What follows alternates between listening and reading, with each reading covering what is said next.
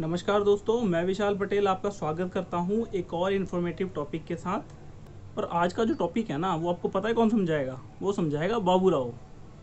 कमायला बाबू भैया से डायरेक्ट बाबू, तेरा तो गेम बजाना पड़ेगा। अरे सॉरी सॉरी सॉरी बाबू भैया। बस हवा निकल गई। दोस्तों, आज की वीडियो में हम समझेंगे एक्सेल के बारे में एक ब्रीफ इन्फॉर्मेशन, और साथ ही हम जानेंगे रोज़ क्या होते हैं, कॉलम क्या होते हैं और सेल्स क्या होते हैं, ये आपस में मिलजुल कर काम कैसे करते हैं। और वैसे तो एक्सेल में अलग अलग फार्मूलाज के बारे में भी हम लोग बात करेंगे, बट उनके बारे में बात करके तब मज़ा आएगा जब आपको ये सारे फंडेज क्लियर हो जाएंगे। तो दोस्तों, ज़्यादा टाइम ना वेस्ट करते हुए हम लोग क्या करते हैं, वीडियो को स्टार्ट करते हैं।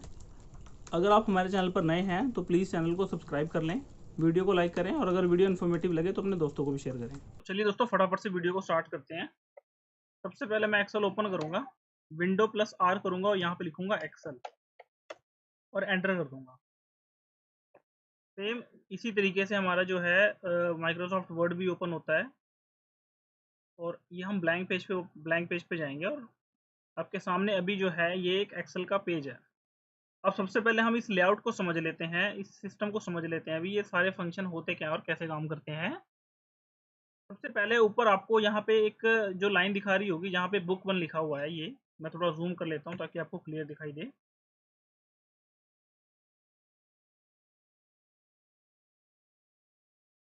हाँ, ये देखिए। तो ये जो बुक 1 वाले जो लाइन है, ये जो पट्टी आपको दिखाई दे रही होगी, इसको हम लोग बोलते हैं टाइटल बार। तो बाय डिफ़ॉल्ट क्या होता है कि जैसे आपका जो ये एक्सेल है, ये बुक 1 के नाम से भी इसमें डिफ़ॉल्ट कोई ना कोई नाम दिया हुआ है। आप कोई भी जब इसको सेव करेंगे ना, तो इसका कोई और दूसरा नाम आप रख सकते हैं। तो इसको हम लोग बोलते हैं टाइटल बार। यहाँ पे लेफ्ट साइड में यहाँ पे सेव का बटन आपको दिखाई दे रहा है, और ये अंडू का, और ये रीडू का, और ये एक आपको ऑप्शन दिखाई दे रहा है जहाँ से आप न्यू, एक सेकंड मैं इसको नीचे कर देता हूँ। एक ये ऑप्शन दिखाई दे रहा है, यहाँ से new, open, save, email, quick print, undo, redo, ये सारे ऑप्शंस आप यहाँ पे ला सकते हैं, यहाँ पे डिस्प्ले कर सकते हैं, कस्टमाइज कर सकते हैं। इसको कहने का मतलब ये है। और इसके बाद जो नेक्स्ट है, ये हमारे टैब्स हैं, इनको हम लोग मेन्यूज भी बोल सकते हैं। सबसे पहले हमारा ये फाइल वाला मेन्यू है। इसके बाद हमारा है ये home, insert, page layout, formulas, data, review और व्यू। इन सारे मेन्यूज को हम एक एक करके समझेंगे। आप इसको ऐसे लेकर के चलिए जैसे आपने माइक्रोसॉफ्ट वर्ड, आपने मेरा पिछला वीडियो देखा होगा, अगर नहीं देखा तो मैंने डिस्क्रिप्शन में उसका लिंक डाल दिया है, आप जा करके देख सकते हैं। तो जो मेन्यूज हैं वो लगभग एक जैसे ही होंगे, तो आपको समझने में थोड़ा इजी होगा। तो उन वीडियोस को देख लेना, पिछली वीडियोस को। फिलहाल हम इसी टॉपिक के ऊपर बात करते हैं। तो दोस्तों, सबसे पहले हम समझते हैं इसको, फाइल वाले मेन्यू को। जैसे हम ये फाइल वाले मेन्यू पे मैं क्लिक करूंगा, आपको यहाँ पे बहुत सारी चीज़ें दिखाई दे रही होंगी। इन्फो है, न्यू है, ओपन है, सेव एज है, प्रिंट है, शेयर है। आप यहाँ से फाइल को सेव एज या ओपन कर सकते हैं। न्यू कोई फाइल अगर आप इंसर्ट करना चाहते हो तो न्यू फाइल आप ओपन कर सकते हैं, या सेव एज कर सकते हैं, या प्रिंट कर सकते हैं। आपके पास अलग अलग ऑप्शन दिए गए हैं। अब नेक्स्ट हम बात करते हैं, ये आपका जैसे अभी हम होम वाले मेन्यू पे आ गए हैं। और होम वाले मेन्यू पे आने के बाद आपको सबसे पहले मैं आपको ये बता रहा हूँ, ये जो लिखा हुआ है ये क्या चीज़ है। अब एक्चुअली में ये है, ये एक सेल का नाम है।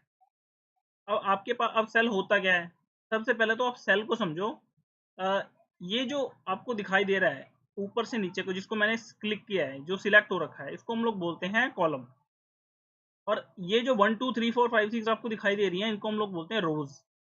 तो कॉलम और रोज को मिलाने के बाद एक सेल बनता है, एक कक्ष बनता है, या एक हम इसको बोल सकते हैं कि एक पर्टिकुलर एरिया जो है वो रो और कॉलम को मिलाने के बाद बनता है। अब यहाँ पे आप देख रहे हैं कि जब यहाँ पे हमारा ये है तो ये B3 दिखा रहा है। ये B3 बना कैसे?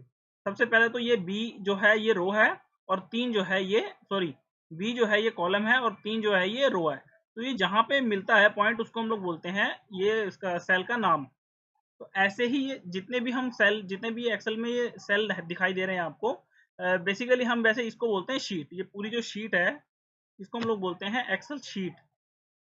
और जो सेल है वो पर्टिकुलर ये है, ये वाला एरिया है जो सिलेक्ट हुआ हुआ है। तो कोई कंफ्यूजन नहीं होगा आपका, आपको इसको ठीक से समझ लेना है, कंफ्यूजन नहीं क्रिएट करनी है बिल्कुल भी अपने दिमाग में। और इसके बाद जो नेक्स्ट है, ये आपको दिखाई दे रहा होगा FX, जहाँ पे लिखा हुआ है ये है फॉर्मूला बार। अब कुछ भी आप अगर यहाँ पे लिखते हैं या अगर आप सेल में कोई पर्टिकुलर चीज़ टाइप करते हैं कुछ भी, तो वो फॉर्मूला बार में ऑटोमेटिकली टाइप हो जाएगी। अब यहाँ पे क्या है ना कि ये सारा एरिया आपका फॉर्मूला बार है, तो आप नाम से पता लग रहा है आपको कि फॉर्मूला लिखने के लिए यहाँ पे इसका इस्तेमाल किया जाता है। तो इसके बाद अभी क्या होता है कि एक चीज़ आपको समझने वाली ये है कि हम कोई भी फॉर्मूला अगर अप्लाई करते हैं ना, तो हम सेल के ऊपर अप्लाई करते हैं, ना कि उसको हम इसलिए यहाँ पे इसको C4, क्योंकि अगर मैं मान लीजिए मैंने यहाँ पे अगर कोई फॉर्मूला अप्लाई किया है, मैं वैसे आपको करके दिखा रहा हूँ, वैसे आपको इसके बारे में ज़्यादा सोचने की जरूरत नहीं है। अब जैसे ये जमा ये ये दो ये दो सेलों को जोड़ने के बाद जो बनता है वो यहाँ पे आना चाहिए। मैं यहाँ पे इसको एंटर कर देता हूँ। अब देख पा रहे हैं यहाँ पे आप 0 आ रहा है।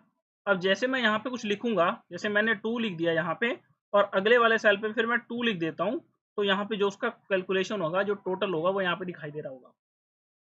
आई होप आपको ये चीज़ समझ में आ गई इसके बारे में कि ये क्या है, और धीरे धीरे करके हम इसके सारे फॉर्मूलाज के बारे में भी बात करेंगे। तो आई होप आपको सेल के बारे में पता लग गया कि सेल होता क्या है। अब नेक्स्ट हम बात करते हैं कि हमारे एक्सेल शीट में, एक एक्सेल शीट में कितने सेल होते हैं, और कितने कॉलम होते हैं, और कितने रो होती हैं। अब एक हम कॉलम की बात करें, ये पूरे कॉलम की बात करें, तो इसके अंदर कितने सेल्स हैं, क्या करते हैं हम इसको सारा सिलेक्ट कर लेते हैं। पहले तो सिलेक्ट करने के लिए एक शॉर्टकट है, कंट्रोल प्लस शिफ्ट दबा के डाउन एरो दबाएंगे आप, तो ये सारा सिलेक्ट हो जाएगा। अब ये सारे ही सेल जो है वो सिलेक्ट हो गए हैं। मैं पेज को जूम आउट करता हूँ थोड़ा सा, आपको पता चल जाएगा। जैसे मैंने जूम आउट किया, तो ये सबसे नीचे तक हो गए, सारा सिलेक्ट हो चुका होगा। अब सबसे नीचे जाने के लिए क्या करना है, कंट्रोल प्लस डाउन एरो दबाना है। आप देख पा रहे हैं यहाँ पे 1048567 इतने ज्यादा इसके अंदर सेल्स हैं। अब ऐसे ही आप अगर एंड में जाना चाहते हैं, कंट्रोल प्लस डाउन एरो दबाया, कंट्रोल प्लस राइट एरो दबाएंगे, तो आप यहाँ पे भी आ जाएंगे। अब ये देखिए XFD, और ये यहाँ पे आप बिल्कुल लास्ट में आ चुके हैं एक्सेल के। तो ये शॉर्टकट है, इसको आप नोट करके रखिएगा अपने पास। तो जिसके ऊपर हम काम करेंगे वो होगी शीट, जो कि ये दिखाई दे रही होगी आपको। और जो वैसे तो क्या होता था पहले कि आपके पास 3 तरह की 3 शीट्स इंसर्ट होकर के आती थी। आपके पास अलग अलग वर्जन भी हो सकते हैं माइक्रोसॉफ्ट ऑफिस के। अभी मैं जिसके ऊपर काम कर रहा हूँ वो MS16 है, माइक्रोसॉफ्ट 16 है। आप हो सकता है ऑफिस 19 पे काम कर रहे हो या 21 पे काम कर रहे हो, तो ये एक दूसरे से सिमिलर होते हैं, बहुत ज़्यादा अलग नहीं होंगे, थोड़े बहुत चेंजेस हो सकते हैं बट ज़्यादा चेंज नहीं होंगे। आप इसको ही समझ करके चलिए। हाँ, जो बेसिक है वो सेम ही रहेगा। तो नीचे आपको जो ये दिखाई दे रही है, ये शीट 1 आपको यहाँ पे दिखाई दे रही है। इसी तरीके से हम यहाँ से शीट भी इंसर्ट कर सकते हैं। ये प्लस वाले निशान पे हम क्लिक करेंगे, तो यहाँ से ये शीट बन करके आ गई है। हम इसको कोई भी नाम भी दे सकते हैं। नाम देने के लिए हमें क्या करना है, यहाँ पे राइट क्लिक करना है, और यहाँ से हम इसको रीनेम कर सकते हैं, वर्कशीट कर सकते हैं, और ओके कर देंगे तो ये नाम इसका चेंज हो जाएगा। जितनी चाहे आप उतनी शीट यहाँ से इंसर्ट कर सकते हैं। आई होप आपको ये क्लियर हो गया। यहाँ पे आपको दिखाई दे रहा होगा ये रूलर है, और ये अप एंड डाउन करने के लिए है, ये लेफ्ट राइट करने के लिए था नीचे वाला। और नीचे जो है आपको अलग अलग, मैं थोड़ा जूम करके दिखाता हूँ। अभी आपका जो है ये नॉर्मल वाले इस पे सिलेक्ट हो रखा है, जो पेज व्यू है। आप पेज लेआउट पे भी जा सकते हैं। पेज लेआउट पे आपका पेज इस तरीके से दिखाई देगा। मैं थोड़ा जूम आउट करके दिखाता हूँ। ये इस तरीके से दिखाई देगा पेज लेआउट पे। और अगर आप इस पे जाते हैं पेज ब्रेक प्रीव्यू पे, तो आपका पेज जो है वो इस तरीके से दिखाई देगा।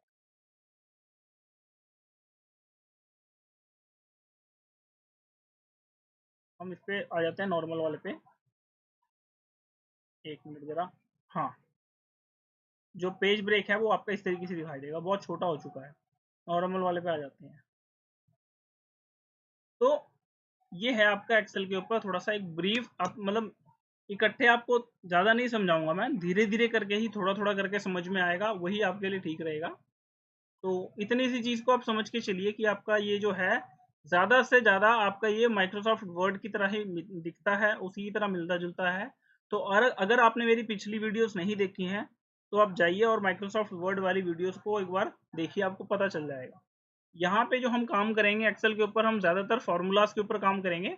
तो मैं आपको ये मेन्यूज़ के बारे में ज़्यादा ना बताकर फार्मूलाज के ऊपर फोकस करूँगा, ताकि आपको ज़्यादा क्लियर हो, फंडे ज़्यादा समझ में आए और फॉर्मूले ज़्यादा क्लियर हों। बाकी हम लोग धीरे धीरे इस चीज़ को करेंगे और स्टेप बाय स्टेप करेंगे, एक एक फॉर्मूला करके करेंगे, छोटी छोटी वीडियोस बनाएंगे। और अगर आपने अभी तक मेरा चैनल सब्सक्राइब नहीं किया है तो प्लीज़ चैनल को सब्सक्राइब करें। वीडियो अगर इन्फॉर्मेटिव लगा तो अपने दोस्तों को शेयर करें। मिलेंगे एक और इन्फॉर्मेटिव वीडियो के साथ। धन्यवाद।